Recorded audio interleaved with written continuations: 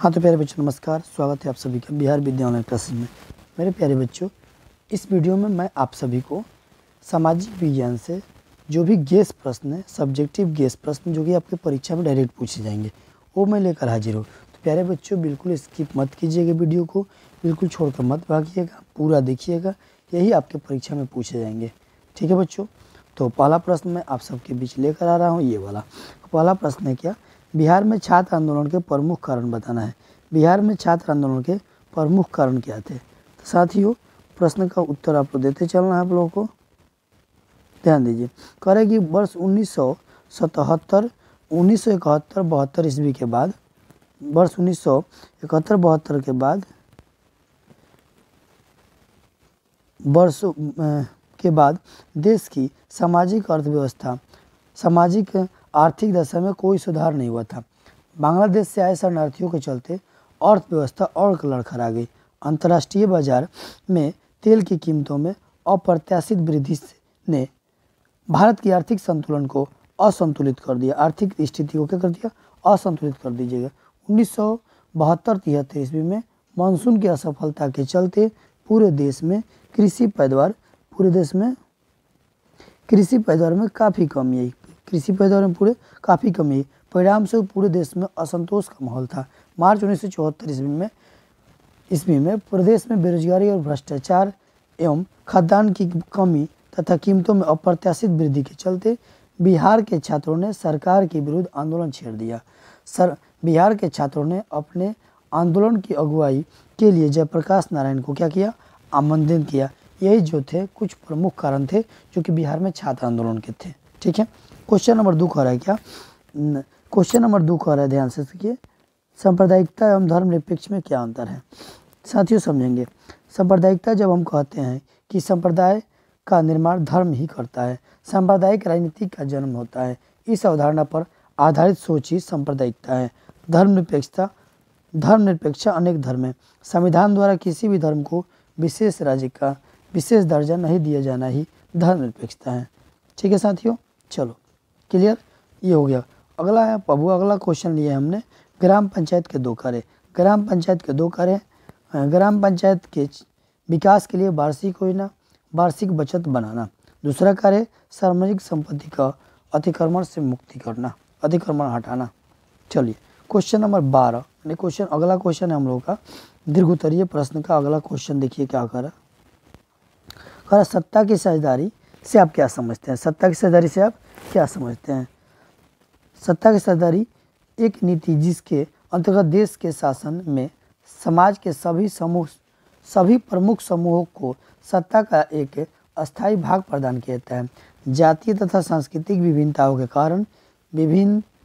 कारण विभाजित समाज में झगड़े सुलझाने का एक समर्थवान हथियार है। इसमें राजनीतिक आयोजन की व्यापक रूप से व्यवस्था होती है, जिसमें समाज के प्रमुख तत्वों को शासन में उचित स्थान एवं सम्मान देता है। यह सत्ता के संयुक्त प्रयोग पर विश्वास करता है, जहाँ सभी प्रमुख दलों को शासन में अस्थायी भाग दिया जाता है। साथियों, अगला प्रश्न ये हो गया सत्ता की साझेदारी, यानी कि सत्ता में जो साझेदारी का मतलब है कि उसमें भाग लेना। ठीक है, उसमें भाग लेना, यानी कि देश के शासन में समाज के सभी प्रमुख समूहों को सत्ता का एक अस्थायी भाग प्रदान किया जाता है। जातीय तथा सांस्कृतिक विभिन्नताओं के कारण विभाजित समाज में झगड़े सुलझाने का एक सामर्थ्यवान हथियार है। इसमें राजनीतिक आयोजन की व्यापक रूप से व्यवस्था होती है, जिसमें समाज के प्रमुख तत्वों को शासन में उचित स्थान व सम्मान देता है। यह सत्ता के संयुक्त प्रयोग पर विश्वास करता है, जहां सभी प्रमुख दलों को शासन में अस्थायी भाग दिया जाता है। ठीक है साथियों, अब देखिए आगे, गठबंधन की राजनीति कैसे लोकतंत्र को प्रभावित करती है? एक गठबंधन सरकार में हम कई समस्याओं को देखते हैं जो इस समय में सरकार द्वारा सामना की जा रही है। कुछ प्रमुख समस्या इस प्रकार है, जिसमें कुछ सकारात्मक है तो कुछ क्या है, नकारात्मक है, जो कि इस प्रकार है। यदि सरकार किसी विधेयक को पारित करना चाहती है तो हमें विभिन्न पक्षों से अलग निष्कर्ष प्राप्त करने होंगे। दूसरा, कभी कभी हम सभी के बीच शक्ति को लेकर उनके बीच दरार देखते हैं। कभी कभी कई बुरी पार्टियों के गठबंधन के कारण एक अच्छी पार्टी सरकार में नहीं आ सकती। ठीक है। चौथा है सभी कभी छोटे दल इस तरह सरकार बनाने में बड़ी भूमिका भी निभा सकते हैं। बिल्कुल होता है ऐसा। मंत्रियों को चुनना मुश्किल हो जाता है क्योंकि पार्टी के विभिन्न नेताओं के चयन के कारण अन्य क्या हो जाते हैं, नाराज हो जाते हैं। हम अलग अलग पार्टियों से अलग अलग विचारधारा को देखते हैं जो कभी कभी उनके बीच दरार बन जाती है साथियों। अगला हम क्वेश्चन लिए आप लोगों के लिए, देखिए ध्यान से क्या। भारत में जातिवाद पनपने का मुख्य कारण। विश्व के सभी समाज में सामाजिक असमानताएं और श्रम विभाजन पर आधारित समुदाय विद्यमान है। भारत इससे अछूता नहीं है। भारत में भी पेशा का आधार वंशानुगत है। पेशा एक पीढ़ी से दूसरी पीढ़ी में समायों चलता आता है।